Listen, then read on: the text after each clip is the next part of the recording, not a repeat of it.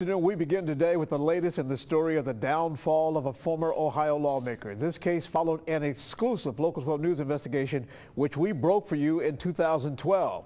Today, a judge sentenced Peter Beck for his conviction on securities fraud charges, and the reporter who's been at the very heart of this story since the beginning was in the courtroom today. Local 12's Rich Jaffe joins us now to tell us what could be Pete Beck's final chapter. And good afternoon to you, Rich. Hi, John. For the investors, investigators, and prosecutors on this case, today has been a long time coming. The bottom line, Pete Beck, once one of the most powerful Republicans in the state of Ohio, walked out of a Hamilton County courtroom today in handcuffs, headed to prison. Now, walking into the courthouse this morning, Pete Beck had to be hopeful. He could have gotten community control. He could have walked out of court on an appeal bond and gone home with his family. Neither of those things happened. Convicted on 13 felonies for his role in a massive securities fraud case, the ex-mayor, ex-state rep, ex-head of the State Ways and Means Committee walked out of the courtroom in handcuffs, headed to 4 years behind bars.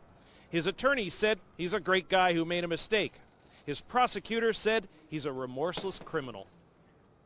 To be honest, we asked the court for mercy, but we also ask for a sentence that takes into account the truly good man that Mr. Beck was and that he is.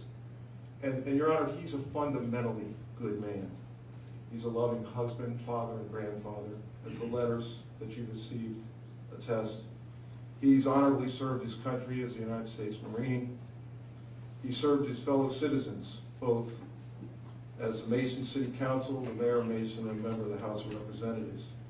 He's a hardworking, certified public accountant with a professional reputation for honesty and integrity. There's 3 words that you didn't hear at all. 3 simple words that are missing from everything that the defense contends.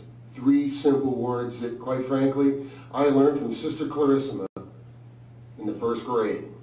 St. Joseph the Provider in Campbell, Ohio. I am sorry.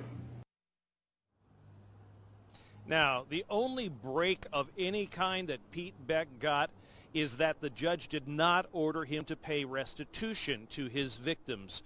The Assistant Attorney General you saw there, Dan Caceres, was asking for $300,000 in restitution. But the bottom line is right now, Pete Beck is broke. He's filed an affidavit of indigency.